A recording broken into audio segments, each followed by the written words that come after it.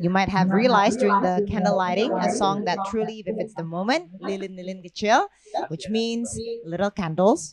This song was written by Indonesian music legend James F. Sunda. It has been arranged in 50 different versions and is dubbed as one of 13 Indonesia's best song of all time. Joining us online is the wife of James F. Sunda, Ibu Lia Sunda Santoso. Ibu Lia Sunda, can you hear me? Yes, I can. And Okay. then I All can right. hear Ibu Lia, another. I have like a Yes, one long question for you before we part ways.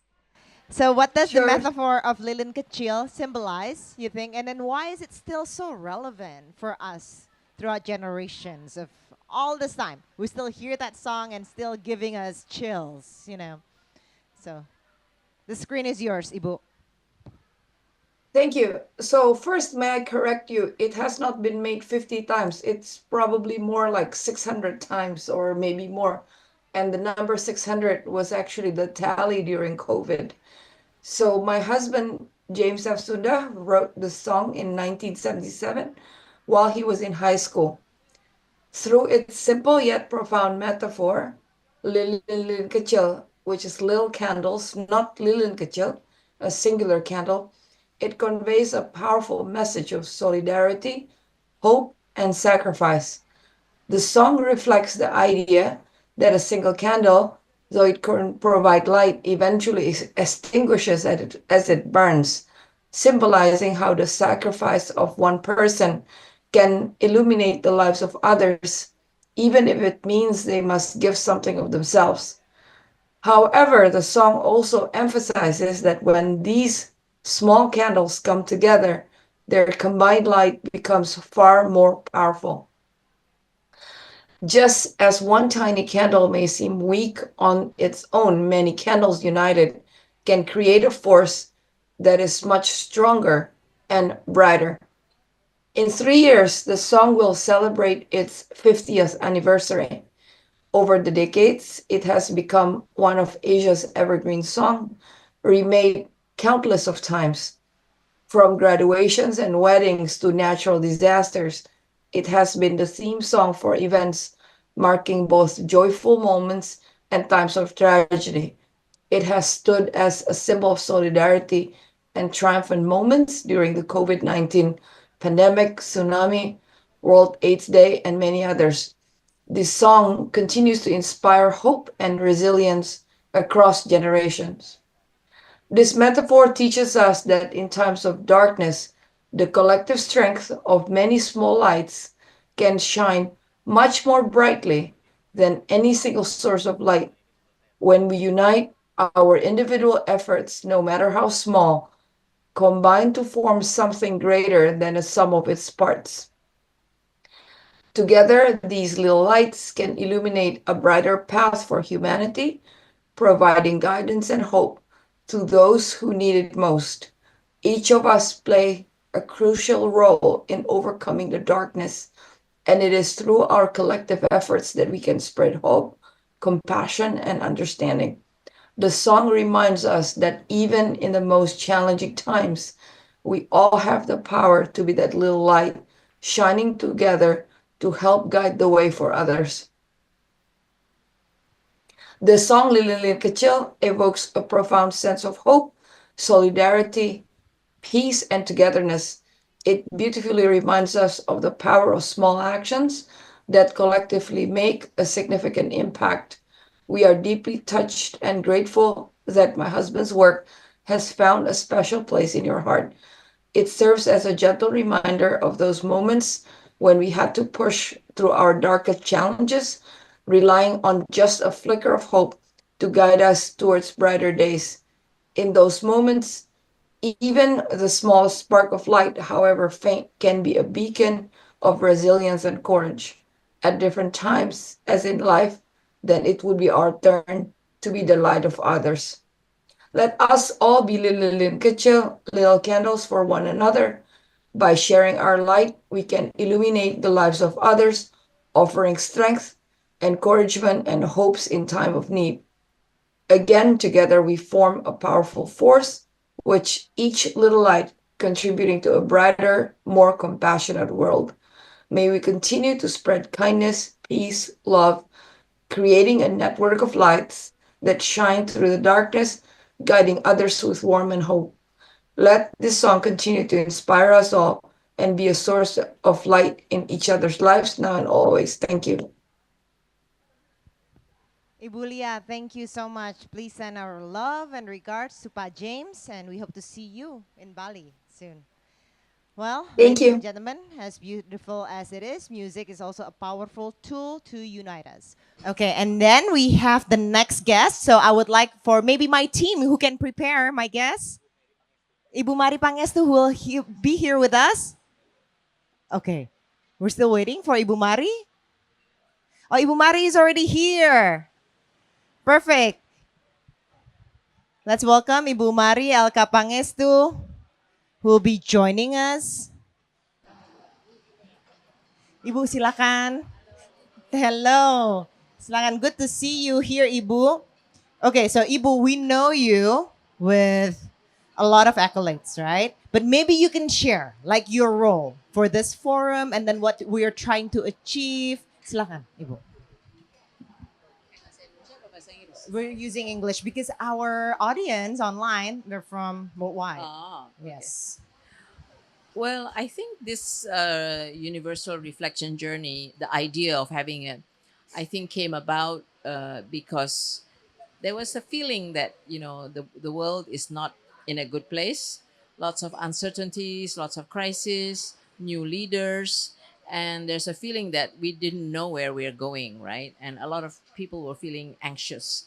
So I think that was the basic idea, how to have a day where you can just reflect, find your inner peace, and think about how you would address the world going forward. And it also came about because of the Istiqlal Declaration in September, where it was about how can religious leaders come together to address the need for humanity and compassion, as well as the climate change crisis.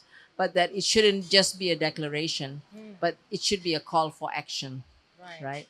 So I think it's all about, okay, what the U theory calls attention. Okay, we have the attention that there's something not right that we need to fix, and then do we have the intention? What's my intention to do something about it? But intention is not enough. You've got to actually take action. Yeah, and that's where the intention has to become action, and that's what we felt was needed for people to remember we have a climate crisis. We are far from reaching the SDG goals. And why Bali? Why Indonesia? Bali, I think everybody knows, is a magical place, and it's been the location also for a number of initiatives that Indonesia has championed, such as the G20 Global Bali, the G20 Bali Global Blended Finance Alliance, which is, if you like to think about it, it's a small step to address the scale of financing that's needed to address climate and sustainable development. And it is a bit, if you want to use the comparison of the lilin kecil, or the small candles. At the moment, we have 7 members. Yeah, so 7 small candles to start lighting the way forward for how do we actually finance the need, this big need to address the climate crisis as well as this development crisis. Right. Wow. Okay. So the understanding of using the blended finance is to address climate crisis, and then also what about other issues? Because it's not only climate, it's not only the planet, Yes, yes, but also the people. yes, yes, Right? obviously. Yeah. So how can we use that approach, po, if we're using this blended finance to for the necessity of a people that beyond whatever is being programmed right now by our government, by the world, basically, how can we use it better? So basically, if you calculate the needs for being able to achieve the Sustainable Development Goals by 2030, as well as addressing the climate crisis, you come up with a huge number, something like anything between $3 trillion and $6 trillion a year.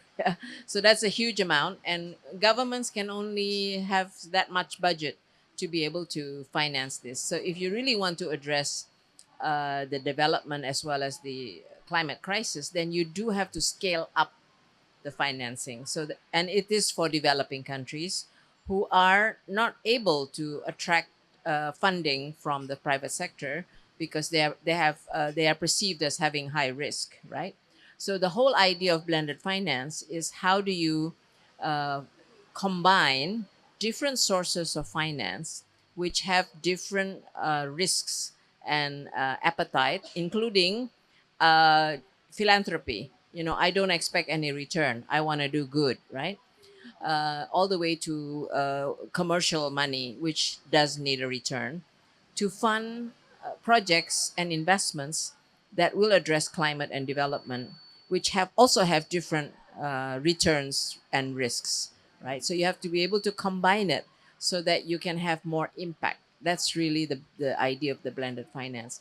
And it's not happening yet because of the problems faced by developing countries, mainly related to risk, data, standards, and there is no financial instruments yet, to reduce the risk and the cost for those private, especially private finance. Yeah. Ibu Mari, I would like to come back to our event tonight. So we're talking about reflection being very much coming with intention, attention as well. All right. What is your reflection 2024, and what can we not hope, maybe just like dream about for 2025? Because it's a full moon, so it's really good to manifest something. Well, I think today was a really special day. We started the day with being asked to cut out the noise. What was it? What did she call it? That is so difficult. A powerful pause. Is that what she called it? Just pause. Pause. Shut out all the noise. Shut out all the data, and just internal reflection. Because basically, I think all the morning speakers were saying, to be able to have change and to have impact, it has to start with yourself, with your inner self, and the intention to want to do action has to come from yourself. So I think if you look at the inner reflection we all did, we all recognize that there is this crisis that we need to address. But at least in my group, where we were talking to each other during the storytelling, we said, yeah, we all recognize this need, this risk, but we feel like we can't do anything. We feel that we don't have the power to do anything. And that's what Otto calls the illusion of insignificance, which I really like that term, because it says, like, okay, you feel like you're not able to do anything, yeah, but actually you can, if you have the intention, if you do look at what you can do, and how you will do it with others, you can actually have an impact. And he had a kind of a saying somewhere there, I don't remember who said it, but basically, if you have chaos, which is what we feel like we're facing now, here's the chaos. But if you can find an island of coherence within that chaos, you can actually be the agent for wanting to make less chaos, starting with that little island of coherence. Wow. So to me, that was the reflection for today, which was very powerful. In other words, okay, I may be insignificant, but if I can at least do something, start something. It may start small. Who knows? It can become big. Maybe it doesn't become big, but at least I have tried to map out my space in this chaos, Right. and try to do something, but not alone. Right. I will have to bring along others who may not have the same perception as me. So how do I make that happen?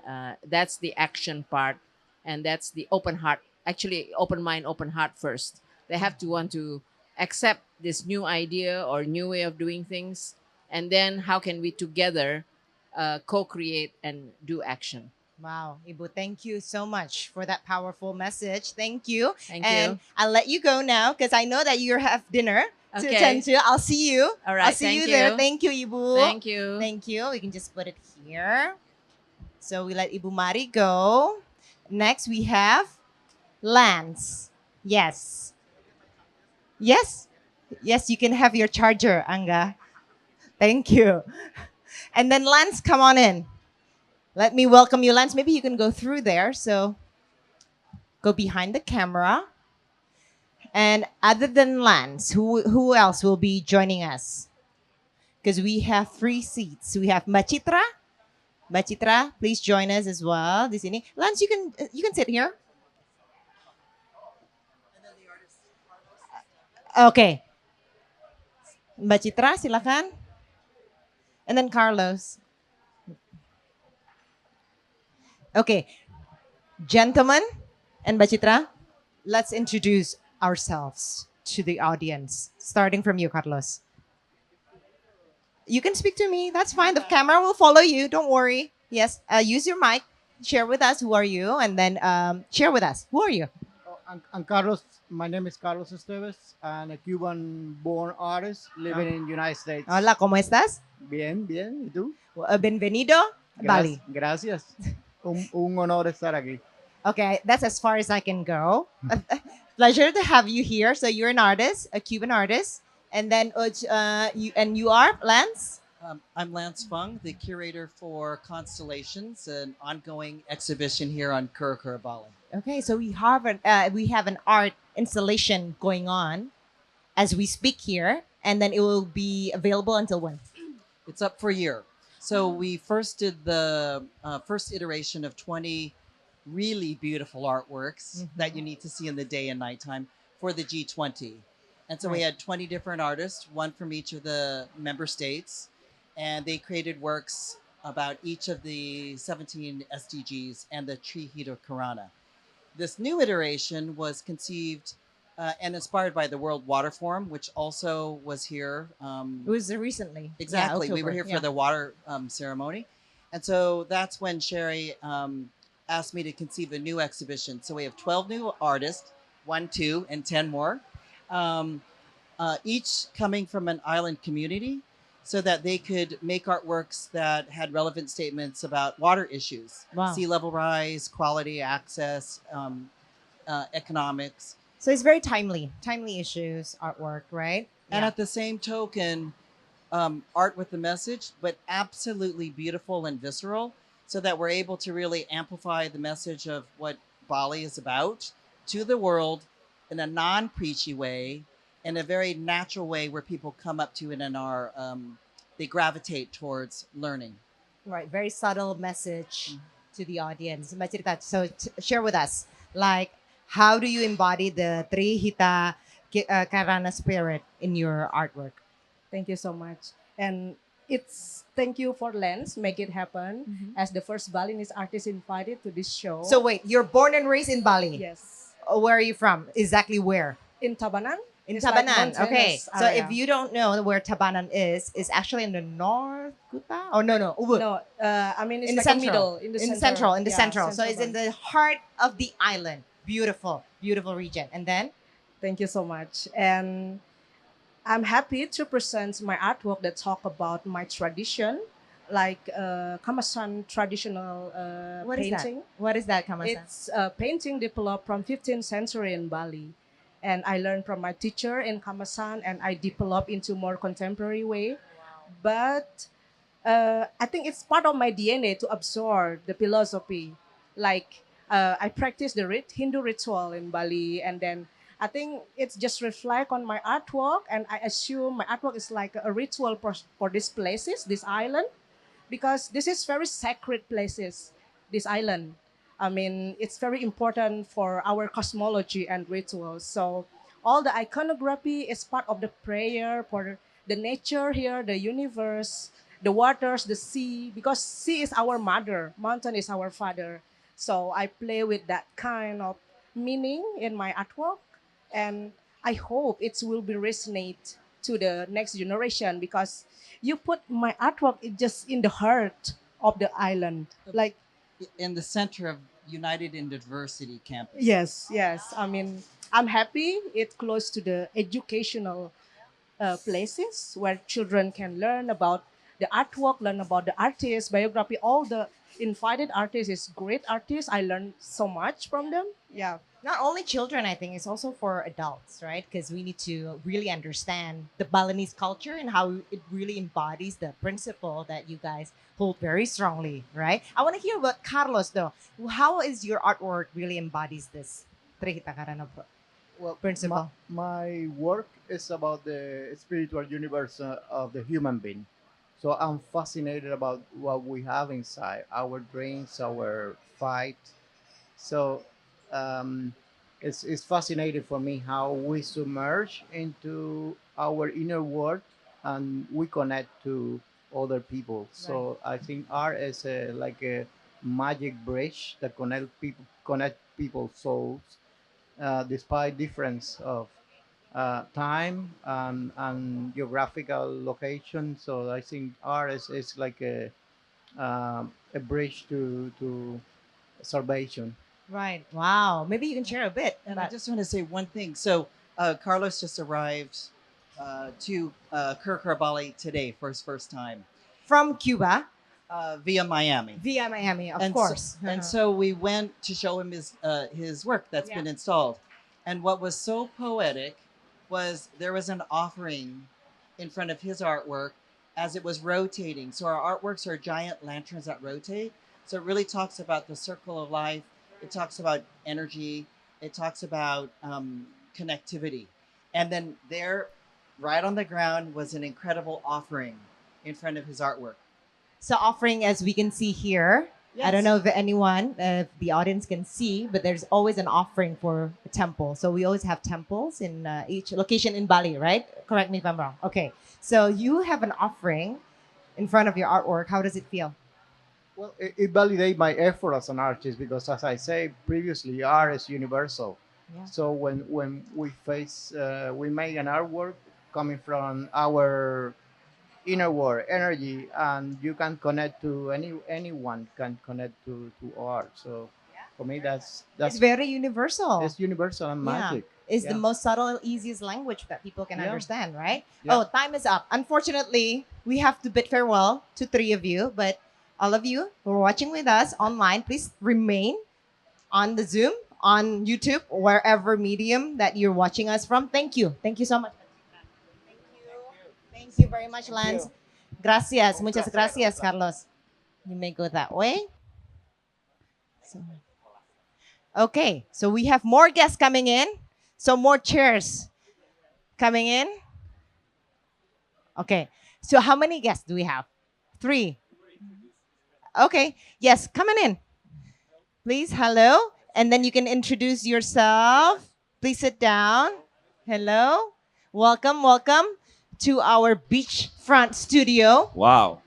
Right. Okay. So let's begin with you. Yes. Let's mention your name and then where are you from Okay. and who are your friends. Yes. My name is Manuel.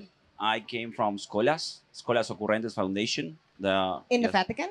Yes, in the Vatican and all around the world. Okay. We and you were- are based where? In United States. Okay. California. Mm-hmm.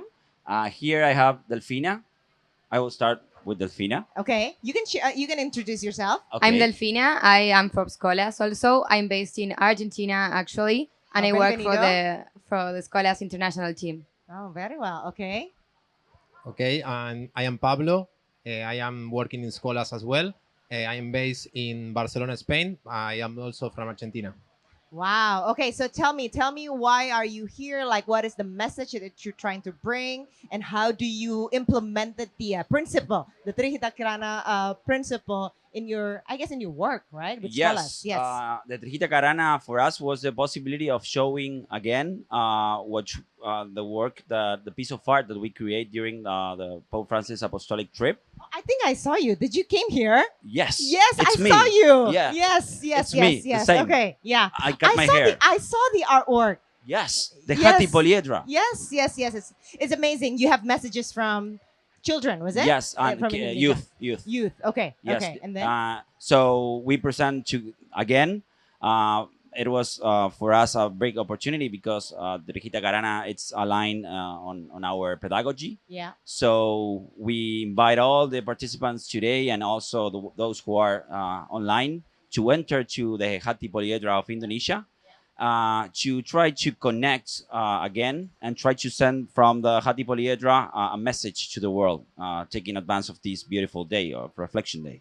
Wow, wow. Okay, so were you guys here as well during that Yes. visit? Okay. We were here in September during Yes. the Pope's visit, and also during this trip, we were working together to re-inaugurate this Hati Poliedra to the world, and also involving more youth, more people, more local communities to spread the message and trying to be this journey of Hati around the world. Where is that big installation right now? In Free Mountain here. Oh, now it's here. Yes, yes. Oh, wow. And you added more messages. Yes. Okay. How's On this trip, we added some messages. We did workshops here in Kura Kura Bali, and also with inmates in prisons, with men and juvenile inmates with Second Chance Foundation.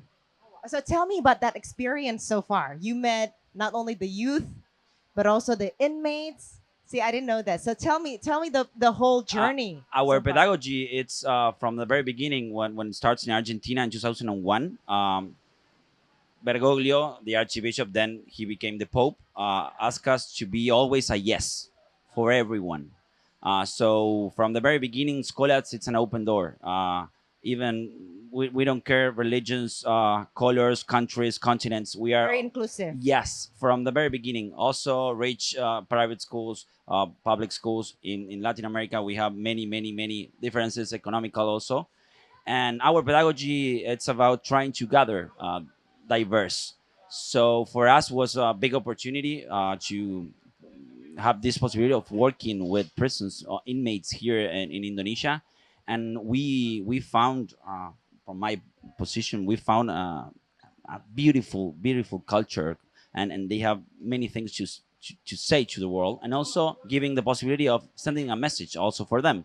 So also the Hati, it's that opportunity for them to tell who they are to the world. So for us, it's a we learn more than what we are teaching. You guys learn from each other. I love that. I love that. So tell me, so which cities that you went to? And then like, yeah, how is like the acceptance from the people? Okay.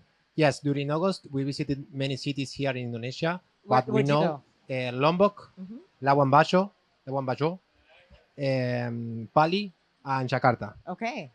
But we know that it's only really few islands considering the high amount of islands that you have here in Indonesia, over 7,000. We only visit small, but still we feel that we are representing a little bit this unity in diversity that we express, and we learned here Right. in Indonesia about that. So you saw firsthand the unity and Yes. diversity Yes. in Indonesia. So how is the acceptance from the people that you met? So we were really surprised when we first came here in August, because people were welcoming us very well. The children, youth were like, And they Ver- don't speak the language, no, right? No. yeah, we had some translations, of course, for them to understand, but it was like a really good experience, and we felt like they really were welcoming us, and youth were very excited for the workshops, and yeah, we And also we use the Hati, like the symbol. There's a language that it's a language of our pedagogy that don't need the same language. It's Hati ka Hati. So I think also that was one of our main achieves here. We learn how to talk without maybe without words, and we are creating a community, and we are expecting to launch Skolas for next year, Skolas Indonesia. Yeah. We are also trying to create a local team. Mhm. So we are happy to also invite Indonesia to this network that we have all around. Very well. So you know what? Because you come with an open mind, an open heart, and open will, like the tagline, right? So that's why people are very much welcoming to you. So I will look forward for Skolas Indonesia as well. Thank you very much. I have to let you go. I'll see you Thank you. on the other side. Okay. Thank you very much. Thank you We very say- much. Don't Thank go you. anywhere. For those of you joining us online, we're still going to have more guests coming in. Oh, we have Professor Stella Christie. Okay, Professor Stella Christie will be here joining me. Professor Stella is the Vice Minister of Higher Learning of the Republic of Indonesia, Professor Stella.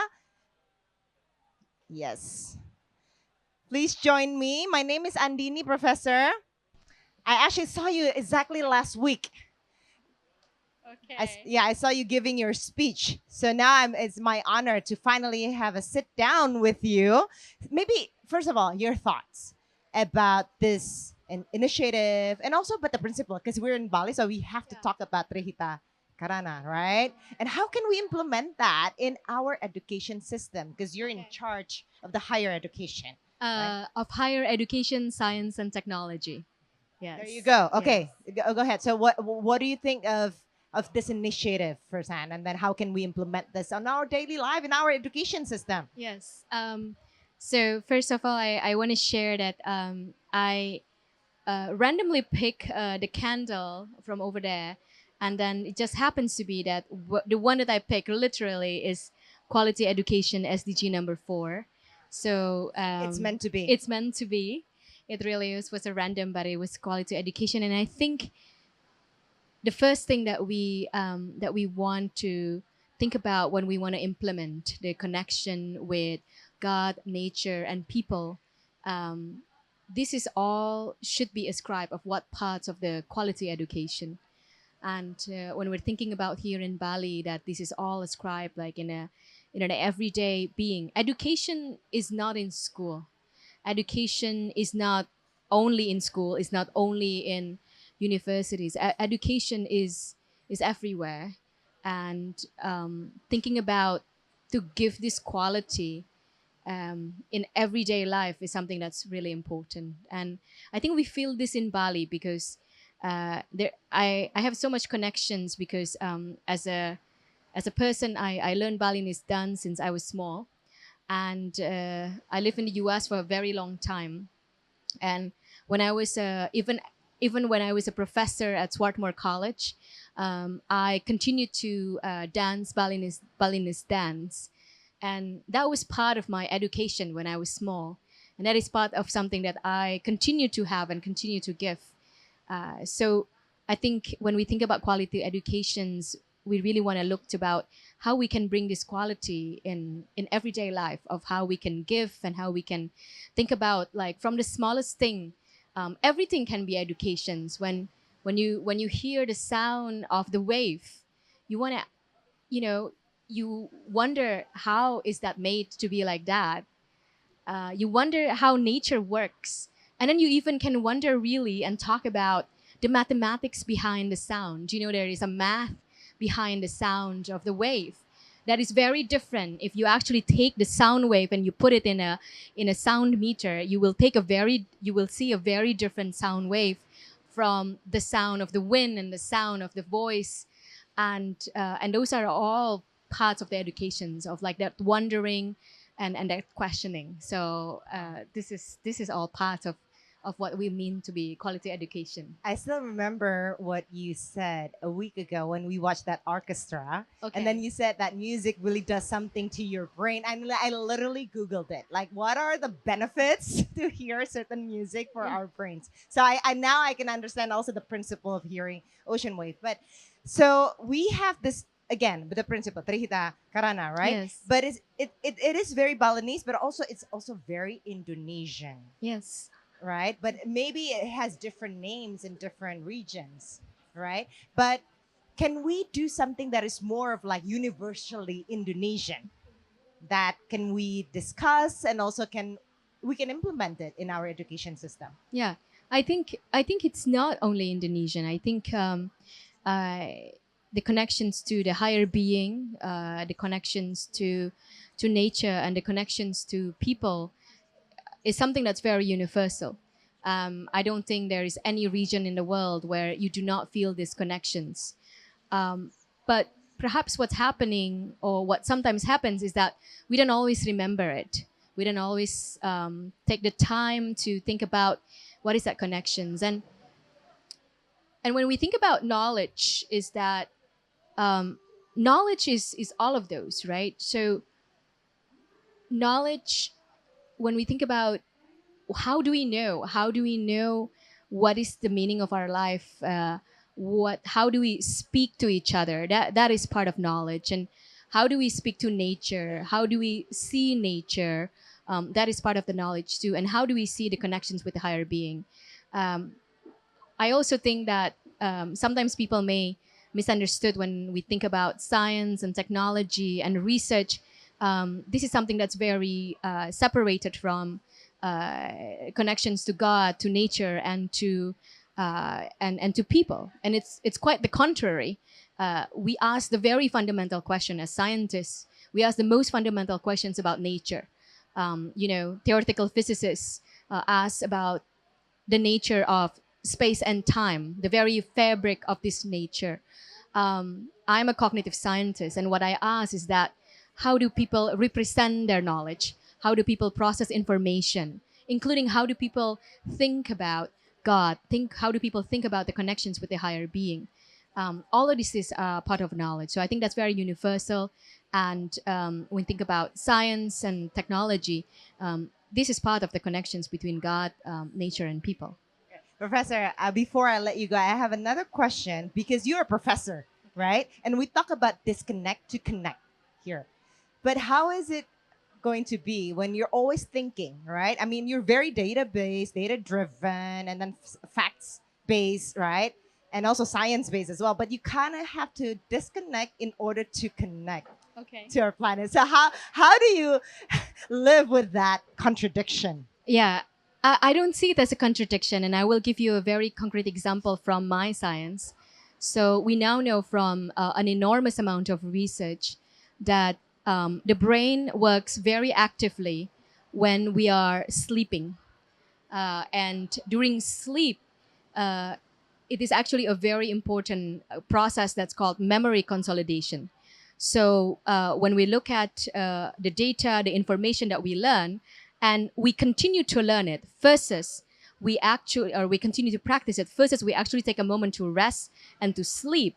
And when we compare the outcome of what do you remember and what do you understand is actually better after you sleep than after you keep practicing and continuing.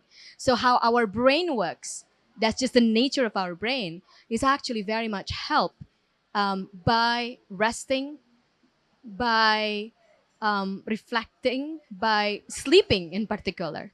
So to make connections, because the information, so I'm a cognitive scientist, so I always talk, what I think about is always about information processing. How do you process the information from around the world? And there's so many informations. Like at this very moment, you are processing what I speak. You're processing the sound of the waves. You're processing the nature, the temperature. Maybe it's a little too hot. You have to use your eyes to see so many things, and you also have to remember what is the question that maybe I ask next, or should I cut like right here, right? So many informations. Now, what the brain does is that exactly what the brain needs to do is to actually connect those information and put it as a structure that makes sense, so that you can actually deal with the world, express the world. But what's really interesting is that at the moment this information comes in, it's a little bit disconnected. And you precisely need sleep, you precisely need rest in order for the brain to function and connect those all. So it's truly not it's truly not contradictions. And in fact, like if I can give a tip to everybody, you will think clearer and you will remember better if you take naps, if you take sleep, if you take the time to rest, rather than like keep thinking about like the same facts over and over again. Right, rest. That's very important. Yes. Thank you very much, Professor. I actually practice active listening, so I only listen to you. Okay. And then just shut down everything else and then only you, So thank you for that. Thank you for the sharing session. Thank I'll you. see you on the other side. Yes, thank you very much. I love your nails. Hello, and here with me, founder of United in Diversity, Ibu Sherry Nursalim. Ibu Sherry, thank you very much for being here. And maybe you can share us a little bit what is THKU is, and also what is the urgency of unmovement. Thank you very much. Hita Karana is the THK. And U is actually a universal reflection journey. So I think today actually is the day that we launched the first day of the Hita Karana Universal Reflection Journey, and we are very honored that there's so many partners from around the world who rallied behind this. So I think U, apart from universal, is also U theory. So I think our United in Diversity Foundation, which also starts with U, and U is actually something that it's actually a journey. So it starts at the top. It's about how to listen, in order to be able to work together with others, we have to recognize that we are different, we are diverse. But if we do not listen, there's no opening, then there will be no opportunity for us to actually have a collective future as humanity. So it starts with the you, starts with the beginning of listening, and then it goes through a sensing journey, and then you kind of open yourself up more, and then you become more empathetic. And then there is a moment at the bottom of the you where you actually have to let go. So I think we actually bring our fellows, we call them fellows, whether they are government leaders, they're business leaders, civil society leaders, or youths, indigenous communities. We just actually here we have many Bakal fellows who are from all across the archipelago of Indonesia, and so that these. I think these are the hopes, I think, for our future, because there's Hita Karana is also an indigenous value. It's Balinese, but I think in our ancient wisdom, whether it's Hita Karana is Balinese, or I think Pope Francis talk about Laudato Si, or from in Islam, Hablum min Allah, Hablum min Anas and Alam. So there are all these different indigenous values and religious values that actually remind us all that we are connected through humanity. Yeah. Right. And also, how is it linked to the U theory? And then I love the tagline is open mind, open heart, an open will. How it will affect us. Yes. So I think just now I was explaining sort of the first half of the you. You have to let go. So we bring these fellows through this journey, and at first, when we begin, often they come with a lot of judgments, cynicisms, and fears, and but this journey actually, why we said unmovement, because and science, and I think just now we had this morning we had Peter Senge, Jeff Sachs, Deborah, Rebecca Granger, we have Otto and others, and Fred Sau, and we talked about when the brain actually is silent. Actually, that's when we are able to co-create and we're able to envision the future. So that clarity comes from being silent. So I think we know that something is not right. I think I feel that the way, whether it's the businesses, whether it's the government pursuit on the GDP, whether it is even in terms of the other sectors, academia and media and all sectors, I think we don't, I mean, humanity, we don't wake up every day. We want that, we want to destroy the future or kill one another. But that's what is happening. There's still a lot of wars and a lot of crisis, climate crisis. Right. And we need to basically come together, co-create, and find that there is a niche for humanity still Right. together. Right. I like that. I like to have a disconnect for connection universally. Thank you very much, Ibu Sherry. I know you have dinner. Thank you. It's Thank still you going so on. much. So thank you. I will let you go. Thank you. Ibu, you can go through there. Yes. We know somebody who believes this from the bottom of his heart. Music legend Quincy Jones will not have second thoughts about joining the Hita Karana journey today. Quincy has always kept Bali and the spirit of unity for sustainability close to his heart.